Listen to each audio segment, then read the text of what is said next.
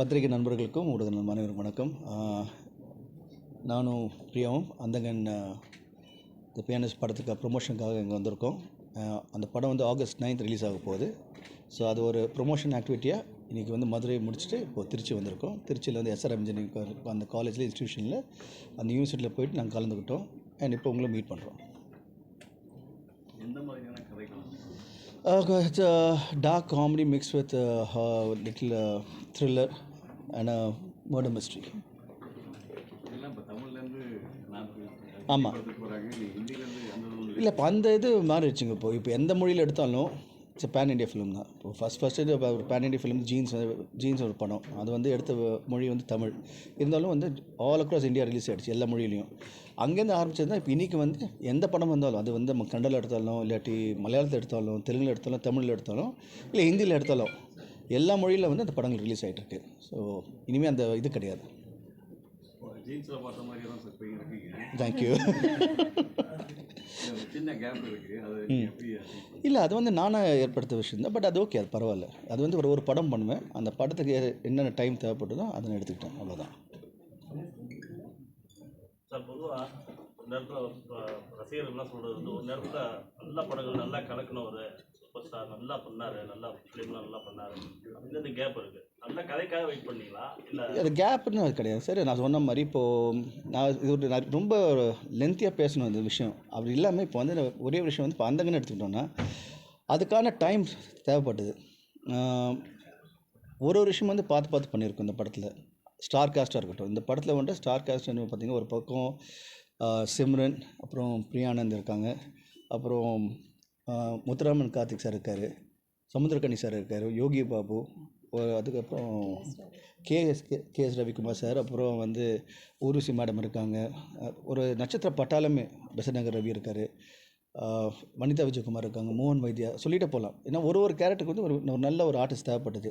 அந்த ஆர்டிஸ்ட் வந்து உங்களுக்கும் வந்து பரிச்சயமாக இருக்கணும், உங்களுக்கு தெரிஞ்சவங்களாக இருக்கணும். ஸோ அவ்வளோ கேர் எடுத்த படம் தான் இந்த அந்தகன் படம். அது மட்டும் இல்லாமல் டெக்னீஷியன்ஸும் வந்து some of the best technicians use பண்ணியிருக்கோம். மற்ற மொழியில் வந்து இந்த படம் வந்து எடுக்கும்போது வந்து எல்லாம் ஸ்ட்ரெயிட்டாக OTTக்கு போயிட்டாங்க. நாங்கள் அது விரும்பலை. எங்களுக்கு தேவை வந்து தியேட்டர் ரிலீஸ் பண்ணோம். அது கரெக்டான டைம் வந்து தேவைப்பட்டது. இப்போ அந்த டைம் வந்து அமைஞ்சிருக்கு, அவ்வளோதான், வேறு ஒன்றும் கிடையாது. ஸோ ஒவ்வொரு படத்துக்கும் தியேட்டரோட மெயின் ஸ்க்ரீன்ஸ் பெரிய ஸ்க்ரீன்ஸ் கிடைக்கிறது இப்போ இருக்கிறது ரொம்ப ஷார்ட் கிடைக்க மாட்டேங்குது அப்படின்னு சொல்லி நிறைய பேர் வருத்தப்படுறாங்க. அதனால நிறைய படங்கள் வந்து மக்கள்கிட்ட போய் ரீச் ஆக மாட்டேங்குது அப்படின்னு. ஸோ இந்த படத்துக்கு எந்த அளவுக்கு ஸ்க்ரீன்ஸ் பிளான்? இப்போ நம்ம வந்து ஆகஸ்ட் 9th வந்துட்டுருக்கோம். So looking at nearly around ஒரு 350 to 400 ஸ்க்ரீன்ஸ் மினிமம் எதிர்பார்க்குறோம். ஸோ நல்ல ஒரு வைட் ரீச்சாக இருக்கும், மக்களுக்கு வந்து ஒரு பெரிய லெவலில் ரீச் ஆகும் இந்த படம். தயாரிப்பாளருக்கும் நடிகருக்கான ஒரு மோதல் போக்கு ஏற்படுறதா சொல்கிறாங்க. அப்படிங்களா? சரி. ஏன்னா விஷயம் எல்லாமே வந்து தயாரிப்பாளர் சொல்லிட்டு தான் படம் நடிக்கணுங்கிற மாதிரி. நாங்கள் வந்து ஒரு 40 வருஷமாக தயாரிப்பு அந்த என்டையர் ஒரு ப்ரொடியூசர் இருந்திருக்கோம், டிஸ்ட்ரிபியூட்டர் இருந்திருக்கோம், அண்டு எல்லா டிபார்ட்மெண்ட்டில் இருந்திருக்கும். அதெல்லாம் வந்து அது ஒரு இஷ்யூவே கிடையாதுங்க. என்ன மாதிரியான சவால்கள் நீங்கள் சந்திச்சீங்க? முதல் சவால் வந்து இப்போ ஒரு பிளைண்டாக நடிக்கிறது எவ்வளோ கஷ்டம். நம்ம வந்து அதை அனலைஸ் பண்ணணும், அது உள் வாங்கிக்கணும். அண்ட் வந்து இப்போது பிளைண்டாக நடிக்கிறதுக்கு ஜஸ்ட் கண்ணை மூடிட்டு பிளைண்டு கிடையாது, கண்ணை திறந்துக்கிட்ட சேம் டைம் வந்து பிளைண்டாக வந்து ஃபீல் பண்ணணும், உங்களையும் வந்து நம்ப வைக்கணும். ஸோ அதுக்கு வந்து இட் டுக் சம் டைம். கண்டிப்பாக நான் வந்து இல்லை ஈஸியாக பண்ணுறேன்னு சொல்ல மாட்டேன். Yes, it had its own என்ன சொல்கிறது difficulties. But end of the day ஒரு ஆர்டிஸ்டாக அதை நான் என்ஜாய் பண்ணுறேன். ரைட், இப்படி ஒரு சவாலாக இருக்கும்போது அதை ஏற்றுக்கிட்டு அது ஜாலியாக எப்படி பண்ண முடியும், இன்னும் இன்ட்ரெஸ்டிங் எப்படி பண்ண முடியும்னு சொல்லிட்டு every day we work hard on that. Rajaparvai இந்த வருஷத்தில் அது மாதிரி எதுவும் பேசப்படுறதுக்கான ஹிந்தி பாட்டு சரி சைலண்ட் ஆகிட்டீங்க. சொல்லுங்கள். ராஜபார்வை கமல் இதெல்லாம் நிறைய பண்ணியிருக்காங்க. சரி, கண்டிப்பாக. அந்த மாதிரி ஒரு டிஃப்ரெண்ட்டான ஆக்சுவலாக இது வந்து ஹீரோ வந்து குருடா இருக்கார். சரி, ஆனால் குருடா இல்லாத மாதிரி நடிக்கிறார். அப்படி தானே கதை? எனக்கு தெரியாதுங்க. ஆகஸ்ட் 9th ரிலீஸ் ஆகுது, பாருங்கள், அப்போ கண்டிப்பாக உங்களுக்கு தெரிய வரும். டீசர் பார்த்தோம். சரி, இன்வெஸ்டிகேஷனாக ஒரு மாதிரி ஒரு க்ரைம் மாதிரி இருக்குது. Super, thank you so much. அது இந்த நீங்கள் டீசர் இல்லை, இப்போது இந்த படத்துக்கு வந்து எவ்வளோ தூரம் நாங்கள் வந்து ரொம்ப கஷ்டப்பட்டுருக்கோம்னா, ஒரு சாங் இப்போ ப்ரோமோ சாங் ரிலீஸ் பண்ணியிருக்கோம், அந்தகன் ஆந்தம்னு. அதில் வந்து டான்ஸ் மாஸ்டர் யாருன்னா பிரபுதேவா மாஸ்டர், கூட வந்து சாண்டி கோரியோகிராஃபி, அதுக்கு வந்து வோக்கல் வந்து அனிருத் அவர் பாடியிருக்காரு. அதுக்கு வந்து ஓகே, இன்னும் ஒரு பக்கபலமாக இருக்குது விஜய் சேதுபதி சாரோட வாய்ஸு. எவ்வளோ தான் மேக்ஸிமம் வந்து ஒரு படத்துக்கு வந்து ப்ரொமோஷனுக்கு பண்ண முடியுமோ அதை வந்து இந்த ஒரு சின்ன சாங்குக்கே ப்ரொமோஷன் சாங்கு இவ்வளோ தூரம் இன்னும் இவ்வளோ செலவு பண்ணியிருக்கோம். அது ஒரு நானும் சிம்ரன் சேர்ந்து டான்ஸ் ஆடியிருக்கோம். மக்களுக்கு சேர்கிற மாதிரி ஒரு நல்ல ஒரு லிரிக்லஸ் வந்து ஹூக் லைனில் ஹூக் ஸ்டெப் வச்சு ஹூக் லைன் வச்சு நிறைய விஷயங்களை வந்து ஒரு சின்ன சாங்கில் போடும்போது இவ்வளோ கேர் எடுத்திருக்கோம். ஸோ கண்டிப்பாக படம் அதே மாதிரி மக்கள்கிட்ட போகும்போது நல்லபடியாக போய் சேரும், நல்ல ப்ராடக்டாக போய் சேரும்னு ஆசைப்பட்றேன். இதில் மக்கள் என்ன சேலஞ்சஸ் பார்க்கும்போது படம் ரிலீஸ் ஆகும்போது அது ரிவ்யூவர்ஸ் வச்சு நிறைய பேர் தியேட்டருக்கு போகிறாங்க. நிறைய அந்த ரிவ்யூஸ் அது அப்படின்ற போது இந்த படங்கள் அதை பற்றி நீங்கள் எப்படி நினைக்கிறீங்க? ரிவ்யூஸ் வந்து ஒரு தனிப்பட்ட அவருடைய கருத்து அது. ஸோ சம்டைம்ஸ் வந்து இப்போ பாசிட்டிவ் இருக்கும், சம்டைம்ஸ் நெகட்டிவாக இருக்கும். அதை நம்ம அக்செப்ட் பண்ணிக்கணும். சார் ரீசெண்டாக தியாகராஜன் சாரோட அவர் தான் சார் ப்ரொடியூசர். ஆமாங்க, இல்லை அவரே பண்ணியிருக்காரு. அவர் எது ரோல் பண்ணியிருக்காரு அதில் இந்த நல்ல கொஸ்டின். 9th ரிலீஸ் ஆகுது படம், August 9th. நீங்கள் பாருங்கள், அந்த விட உங்களுக்கு கிடைக்கும். 1890 ஹீரோஸ் இப்போ வந்து 2K ஹீரோ ரெண்டுக்கு நீங்கள் எப்படி பார்க்குறீங்க? அப்போ வந்து ஃபிலிமில் எடுத்தோம், இப்போ டிஜிட்டல் எடுத்துகிட்ருக்கோம். அவ்வளோதான் டிஃப்ரென்ஸ். இந்த வெறுகேறி இருக்குது. கீட்ஸ் படத்தில் சங்கரோட இணைஞ்சு வெற்றி படம். ஆமாங்க, அது மாதிரி சங்கரோட இணையம் மறுபடியும் கண்டிப்பாங்க. அவர் எப்படின்னா அவர் கதை ஒன்று எடுப்பார், அந்த கதைக்கு வந்து யார் வந்து எந்த ஹீரோ கரெக்டான ஹீரோ அப்படி தான் அவர் செலக்ட் பண்ணிட்டு போவார். ஸோ கண்டிப்பாக நான் வந்து என்னை வச்சு படம் பண்ண வந்து ஒரு ஸ்கிரிப்டுக்கு வந்தால் கண்டிப்பாக ஹில் கால் மீ. அண்ட் அவர்கிட்ட நான் டெய்லி பேசிகிட்டு இருக்கேன், அப்பவும் பேசிகிட்டு இருப்பேன். அண்ட் ஒரு நல்ல செட்டப் வரும்போது will like to join together. காதல் இதில் வந்து கலக்கட்டின அப்போ நீங்கள் வந்து இப்போ எந்த மாதிரியான கதைக்களங்களை சூஸ் பண்ணுறீங்க? சார் இப்போ தோற்றதுக்கும் இப்போ ஆடியன்ஸோட பல்ஸ் மாறிடுச்சு. ஏர்லியர் வந்து ஆக்ஷன் படங்கள் இருக்கும், லவ் படங்கள் இருக்கும். இதெல்லாம் வந்து ஒரு காலகட்டத்தில் ஒரு செக்ஷன் பிடிச்சிட்டு போயிட்டு இருந்தோம். இன்றைக்கி வந்து ஒரு 5 வருஷத்துக்கு முன்னாடி வந்து கதை நல்லாயிருக்குன்னு ஃபீல் பண்ணியிருந்தோம். இப்போ கதை கூட கிடையாது, ஸ்க்ரீன் ப்ளே. ஒரு நல்ல சின்ன ஸ்டோரி, ஒரு சின்ன ஒரு நாட் எடுத்துக்கிட்டு அதில் ஸ்க்ரீன் ப்ளே நல்லா இருந்தால் கண்டிப்பாக படங்கள் பெரிய லெவலுக்கு வெற்றி அடையும். ஸோ அந்த விதத்தில் வந்து நான் ஒரு நல்ல ஸ்க்ரீன் ப்ளே இருக்க கதையை நான் இப்போ பார்த்துட்டு இருக்கேன். காமெடி மலையாளத்தில் எடுத்துக்கிட்டீங்கன்னா மஞ்சுமலை பாய்ஸ்லாம் பெரிய சக்ஸஸ் ஆனிச்சு சார். ரொம்ப மினிமம் பட்ஜெட். ஆனால் தமிழில் பார்த்தீங்கன்னா பெரிய பட்ஜெட்லாம் கூட சார் நீ ஜட்ஜே பண்ண முடியாது சார். பெரிய பட்ஜெட் சின்ன பட்ஜெட் எப்படிப்பட்ட படங்கள் எப்படி ஓடும் எதுக்கு ஓடும் நம்ம யாருமே டிசைட் பண்ண முடியாது. மக்களுக்கு பிடிக்கணும், அவ்வளோதான். ஸோ பெரிய பட்ஜெட் எடுத்து இப்போ வந்து மக்களுக்கு பிடிக்கும், சின்ன பட்ஜெட் எடுத்து மக்களுக்கு பிடிக்கும். அந்த சின்ன பட்ஜெட் பெரிய பட்ஜெட் அது இதுவே கிடையாது. கதை நல்லா இருக்கணும், கதை இந்த ஸ்க்ரீன் ப்ளே ரொம்ப நல்லா இருந்தால் ஆட்டோமேட்டிக்காக படம் ஹிட் ஆகும். காமெடி ரோல்ஸ் ஹீரோஸ் ரொம்ப வரக்கூடிய படங்கள் வந்து ரொம்ப பெரிய இதுவாக இருக்குது. சரி, அது இப்போ ரீசெண்டாக குறைஞ்சிச்சு. சரி. எல்லாமே அவங்க ஹீரோஸாக நடிக்க ஆரம்பிச்சிட்டாங்க. கரெக்ட். அந்த படத்தில் வந்து இந்த காமெடி ட்ராக்ன்றதை கொண்டு வரதுக்கான வாய்ப்புகள் இல்லை அப்படி அதான் சொல்ல வரேன் சார். அது ஒரு ஸ்கிரிப்டுக்கு பொருந்தது. அது ஒரு டைரக்டருடைய அவருடைய விஷன். இப்போது எண்ட் ஆஃப் த டே வந்து ஒரு படம் எடுத்துக்கிட்டிங்கன்னா அது ஒரு டைரக்டருடைய அவர் படத்தை இப்படி வரணும், இப்படி ஒரு ஸ்டைலில் எடுக்கணும், இந்த ஆர்டிஸ்ட் வேணும்னு சொல்லிட்டு அவங்க இது பண்ணுவாங்க. அதே மாதிரி ஸ்க்ரீன் ப்ளே எழுதுவாங்க. ஸோ இட் டிபெண்ட்ஸ் ஒன்லி இந்த டைரக்டர் தான். சார் இந்த படத்தில் ஹீரோயினுடைய அவங்க கொஞ்சம் பேசுவாங்க. அவர் பாவம் நீங்கள் தான் கேட்கணும். மூச்சு விடாம அப்பலேருந்து பேசிட்டு இருக்காரு. மூச்சு விட்டுக்கிட்ட நீங்க பேசுங்க. அப்படியா? சரி, The floor is yours. Attack ஆரம்பிங்க. எக்ஸ்பீரியன்ஸ் படத்தோட எக்ஸ்பீரியன்ஸ் ரொம்ப ஜாலியாக இருந்துச்சு. பிகாஸ் எந்த சீன் கஷ்டமாக இருந்துச்சு உங்களுக்கு? ஒரு சீன் கஷ்டம்னு இல்லை, பட் ஒரு சீன் வந்து எனக்கு ரொம்ப எக்ஸைட்டிங்காக இருந்துச்சு. பிகாஸ் பிரசாந்த் சாரையும் நிறையா பார்த்துட்டு வந்துட்டுருக்கேன், அப்புறம் சிம்ரன் மேமும் நிறைய பார்த்தேன். ஸோ அவங்க 2 பேர் காம்பினேஷனும் ஒரு சீன் இருந்துச்சு, அது ரொம்ப என்ஜாய் பண்ணேன். பிகாஸ் சின்ன வயசுலேருந்து நம்ம ஸ்க்ரீனில் பார்த்து என்ஜாய் பண்ணி இந்த காம்பினேஷனை ரொம்ப என்ஜாய் பண்ணியிருக்கேன். So to see them both on screen அந்த கெமிஸ்ட்ரிலாம் பார்க்கும்போது ரொம்ப ஜாலியாக இருந்துச்சு. ஹீரோயின் ஓகேன்னு சொல்லியிருப்பீங்க. கதையெல்லாம் சாரி கேட்டிங்களா? என்னங்க? பிரசாந்த் சாரை பார்த்தாலும் ஓகேன்னு சொல்லியிருக்கீங்க. கதையெல்லாம் கேட்டீங்களா? Obviously, see, Andhadhun is a very interesting script. அந்த ஸ்க்ரீன் பிளேயே ரொம்ப இன்ட்ரெஸ்டிங்காக இருக்கும். 2-3 வாட்டி பார்க்க வேண்டிய படம் அது. ஸோ என்னோடய கசின் சிஸ்டரே வந்து என்கிட்ட கேட்டால், ஐயோ நான் ஒன்று ஃபைனலி யாராவது எனக்கு அந்த கிளைமேக்ஸ் எக்ஸ்பிளைன் பண்ணணும், பிகாஸ் எனக்கு பைத்தியம் பிடிச்சிருச்சு. நானும் என் ஃப்ரெண்ட்ஸும் காலேஜ்லேருந்து ஒரு 5 வாட்டி போய் பார்த்தோம் படத்தை. Because they were so intrigued, என்ன நிஜமாகவே என்ன நடக்குது, அது உண்மையாக பொய்யான்னு. ஸோ ஐ திங்க் தமிழில் ஆடியன்ஸ்க்கு பார்க்கும்போது கண்டிப்பாக ஃப்ரெஷ்ஷாக இருக்கும். அண்ட் இந்த படம் வந்து நிறைய கொஞ்சம் டிஃப்ரென்சஸ் கூட கொடுத்துருக்காங்க. அண்ட் ஆப்வியஸ்லி த காஸ்ட் இவர் சொன்ன மாதிரி சச்சன் பிரம்மாண்டமான ஒரு காஸ்ட். இத்தனை ஒரு சின்ன கேரக்டர் ஒரு 30-40 செகண்ட் ஸ்க்ரீனில் வந்தாலும் தெரிஞ்ச முகமாக இருந்தது. they really wanted to make this movie look larger than life, பிரம்மாண்டமாக இருக்கணும். அதுக்கு தான் மற்ற லாங்குவேஜஸ் விட நாங்கள் ஓடிடியில் வராமல் we're coming in the theatres. படத்தில் அந்த பாட்டெல்லாம் எப்படி வந்தாங்க, மியூசிக் எல்லாம் எப்படி? அவங்களுக்கு எடுக்கா மூச்சு வாங்கிட்டேன். I'm back on the floor.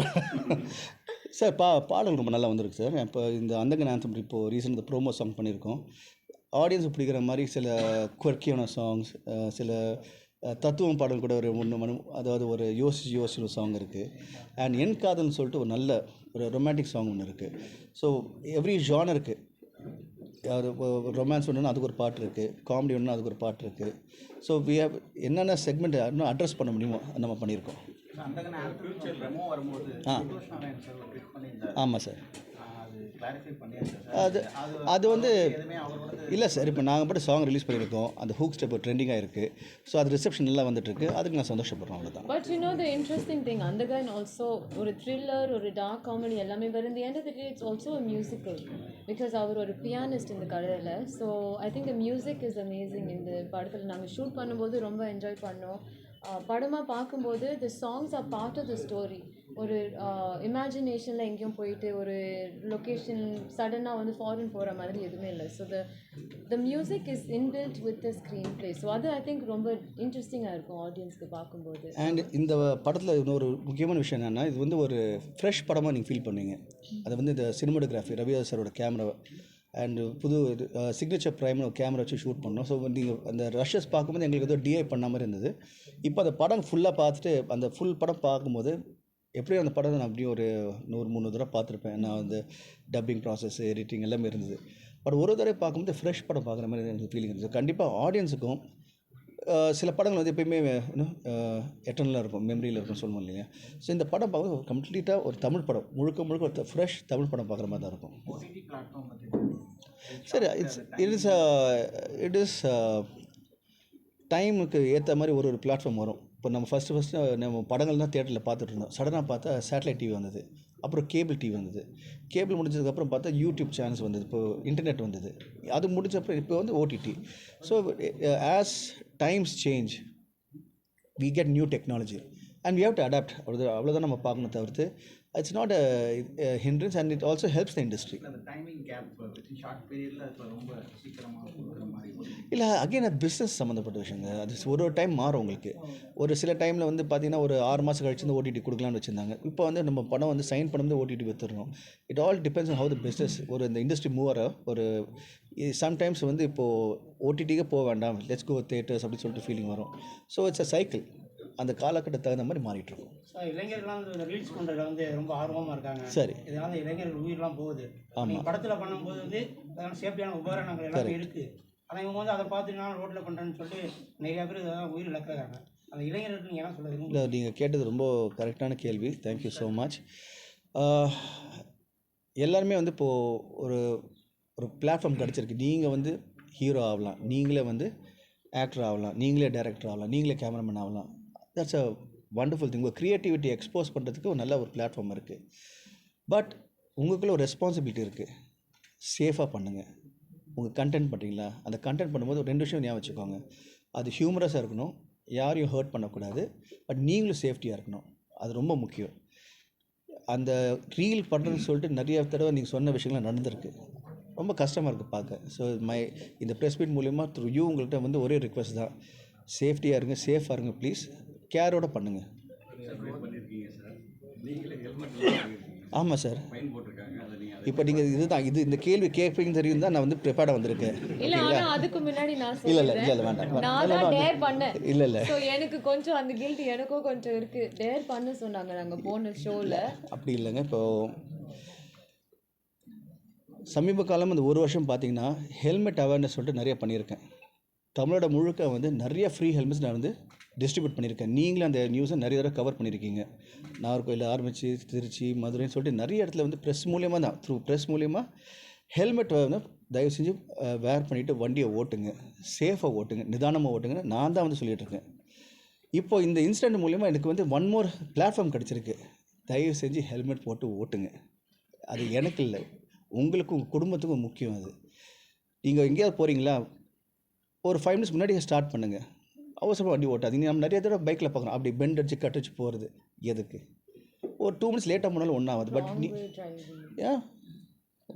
அதான் ராங் வே டிரைவ் கூட அது கூட அட்ஜஸ்ட் பண்ணிக்கலாம். பட் சன்னாக பார்த்தா வண்டி வந்து நம்ம இண்டிகேட்டர் போட்டிருப்போம், லெஃப்ட்டு இண்டிகேட்டர் போட்டு திருப்பின சரக்குன்னு ரைட்லேருந்து லெஃப்ட்லேருந்து அப்படியே ஓவர்டேக் பண்ணுவாங்க. ஸோ இதெல்லாம் வேண்டாம்.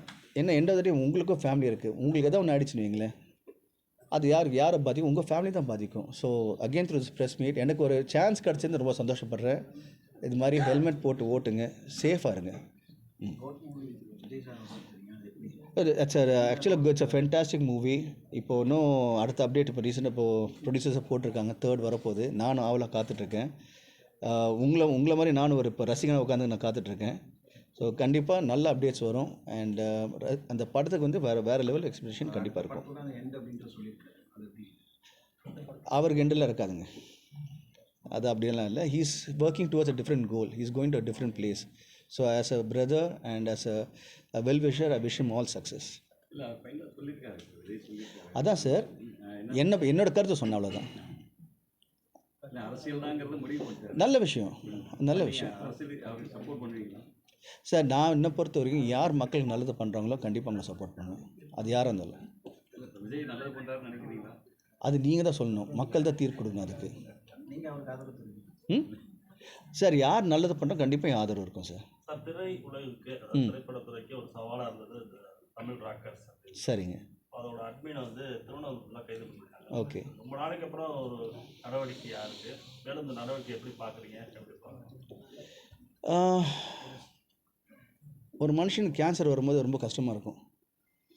அதுக்கு வந்து என்ன மெடிசன் தெரியாமல் சுற்றிட்டுருப்போம். அது அந்த நோய் எப்படி வருது கண்டுபிடிச்சி அதை எராடிக் பண்ணும்போது அந்த டோட்டலாக வந்து ஒரு சந்தோஷமான விஷயம். அவங்க வந்து என்னென்ன ஒரு இண்டஸ்ட்ரியை டிஸ்ட்ராய் பண்ணுறாங்க. இந்த பைரசி வந்து ஒரு டோட்டல் இண்டஸ்ட்ரி வந்து ஒரு ப்ரொடியூசரோட அவருடைய காசு, அவரோட பணம், அவருக்கு வர வேண்டிய லாபம் வந்து உடனே ஒரே நைட்டில் காணாம போயிடுது. அதே மாதிரி ஒரு டேரக்டரோ சரி, ஒரு ஹீரோ சரி, அவங்க பட்ட கஷ்டங்கள் அது எல்லாமே வந்து இல்லீகலாக வெளில வரும்போது எல்லாருக்குமே கஷ்டமாக இருக்குது. ஸோ அதனால் வந்து இப்போது இது நடந்தது, இது it's very happy news. I request to people is okay, நீங்கள் இதெல்லாம் பண்ணாதீங்க.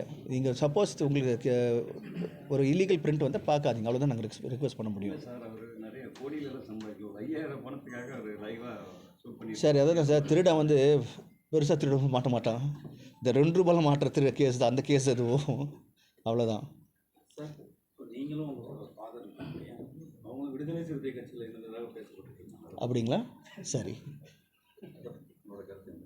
அப்படிலாம் கேட்டுக்கிட்டு அவ்வளோதான். இல்லை அதை நீங்கள் ஆமோதிக்கிறீங்களா இல்லைன்னு சொல்கிறீங்க? இல்லை சார், சொன்னார், தெரில, அது என்னன்னு விசாரிக்கணும். சார் மூவியில் இப்போ சண்டை காட்சிகள்லாம் அப்படி இடம்பெற்றிருக்கு. அதான் சார் இப்போது இட்ஸ்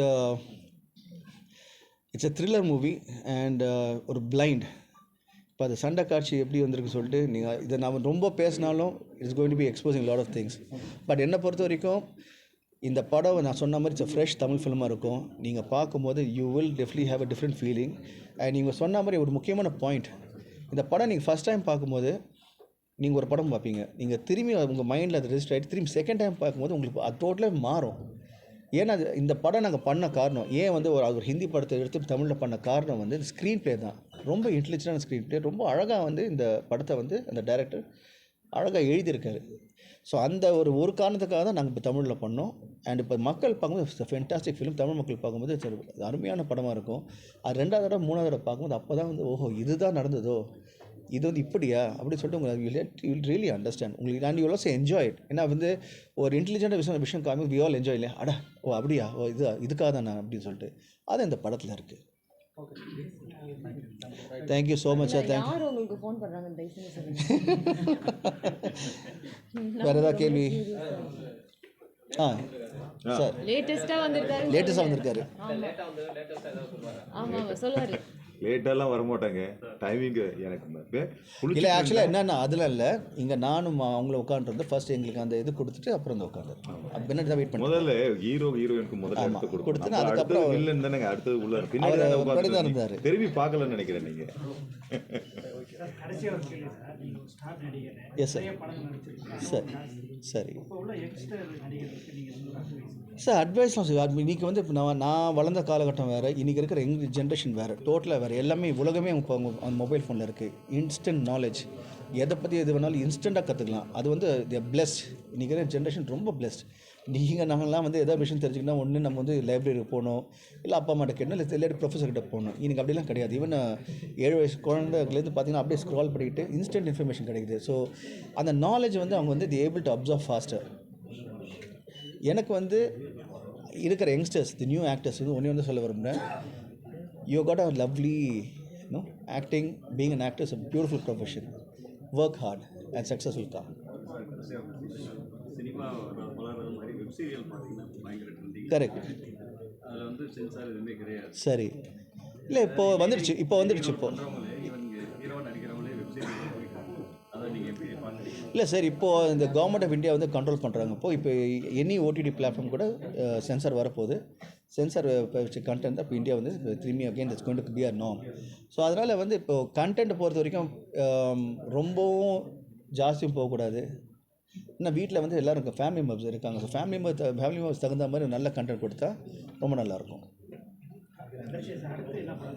சரி இப்போது நான் August 9th அந்தகன் படம் ரிலீஸ் ஆக போகுது. ஓகே அடுத்தது கோட் வருது. இந்த 2 படம் ரிலீஸ் ஆனதுக்கப்புறம் என்னோட நெக்ஸ்ட் படத்தோட அனௌன்ஸ்மெண்ட் உடனே வரும். அண்ட் இது வரைக்கும் நீங்கள் எப்போவுமே எனக்கு சப்போர்ட் பண்ணியிருக்கீங்க, எங்களை எல்லோரும் சப்போர்ட் பண்ணியிருக்கீங்க. So thank you so much. உங்களோட சப்போர்ட் எப்போவுமே என் கூட இருந்திருக்கு. அது இன்றைக்கி இல்லை, எப்போவுமே எப்போ வந்தாலும் எங்கே திருச்சிக்கு வந்தாலும் மதுரைக்கு வந்தாலும் எப்போவுமே எல்லா இடத்துலையும் இருந்து ரொம்ப அன்போட ட்ரீட் பண்ணியிருக்கீங்க. அது ஒரு நன்றியை தெரிவிச்சுக்கிறேன். அண்ட் இந்த ப்ரெஸ் மீட்டிங் நீங்கள் வந்து என்னை மீட் பண்ணதில் ரொம்ப ரொம்ப சந்தோஷம். August 9th திரும்பி என்னை பெரிய ஸ்க்ரீனில் பார்க்க போகிறீங்க. ஸோ பார்த்துட்டு உங்களோட ஃபீட்பேக்காக நான் வெயிட் பண்ணிகிட்ருக்கேன். Thank you so much. ரொம்ப நன்றி.